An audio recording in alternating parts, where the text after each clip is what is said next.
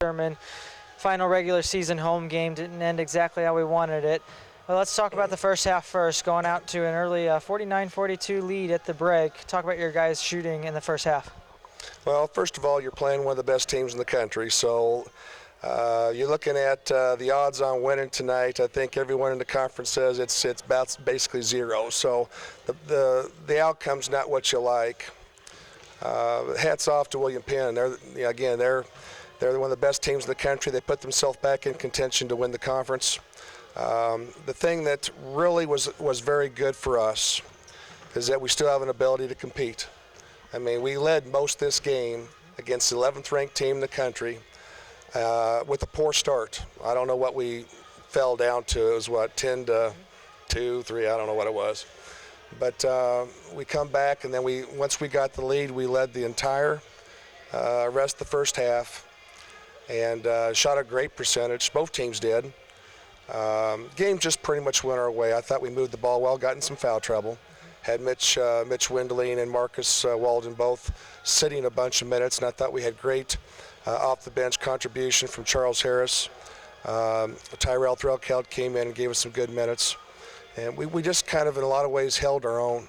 We had a lead, but we're just playing well enough to stay on top. I mean, they really played very poorly, in my opinion.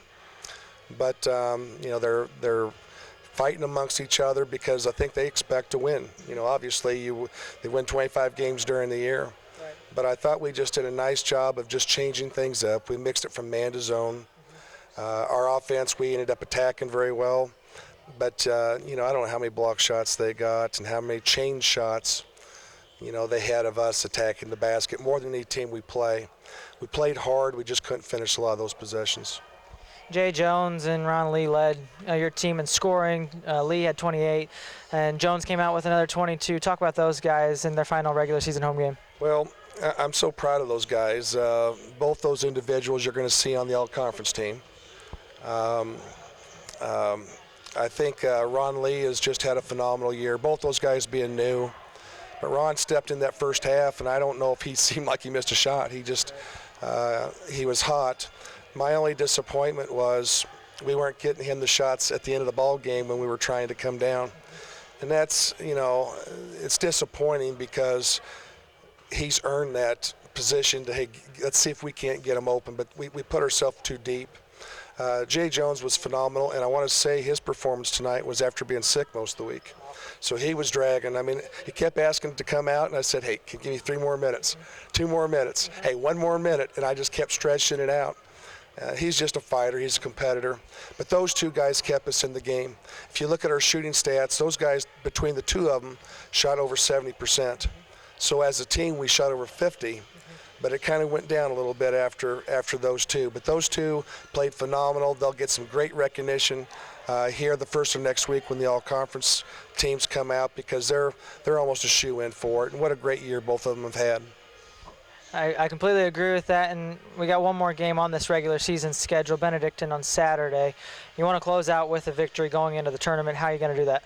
Well, there's no question. We wanted to win here.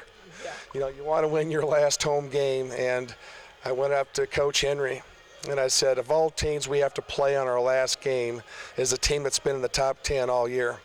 And had we have won tonight, what a great momentum it would have done for the playoffs. There's no question. I kind of let the team down a little bit right there at the end, picking up a tee. I wasn't real happy, and again, a good official would never call a tee with 30 seconds to go in a game anyway. So from that standpoint, it's disappointing, but that's the way the games kind of went out. But for us, all we can do right now is focus on Benedictine, and here's what's going to happen with that game. The winner of that game is going to get 6th. It's going to get 6th outright, or if we win, we win. We can maybe get a tie for 5th if we win, but we would finish 6th. If Benedictine wins, they tie us for 6th, but they win the tiebreaker. So that being said, what does that really mean? There's no title involved. Right. Well, it's either we have to turn right back around and play a play-in game on Monday night, or we get to go ahead and wait till Wednesday. And it's a status thing, but obviously, let's see if we can't just play Wednesday. So it's almost like a title game. So I think we're going to approach it like it's the first round of the playoffs. Let's already get ourselves geared up to playing on the road, and let's see if we can't go take one. But Benedictine's a good ball team. They beat us here first time by 3 or 4, and it'll be a challenge. But I think that maybe after tonight, we'll get a second wind. We're still getting better. Again, I thought we outplayed these guys 33 minutes tonight, but you have to play 40. And I think with Mid-America getting beat tonight, you're talking about the last place team, Evangel, beating the first place team by 20. That's how good our league is. And so anything can happen come playoff time. So let's get some momentum, get a win at Benedictine, and let's get ready for next week. All right, go get them Saturday. Good luck. Thank you.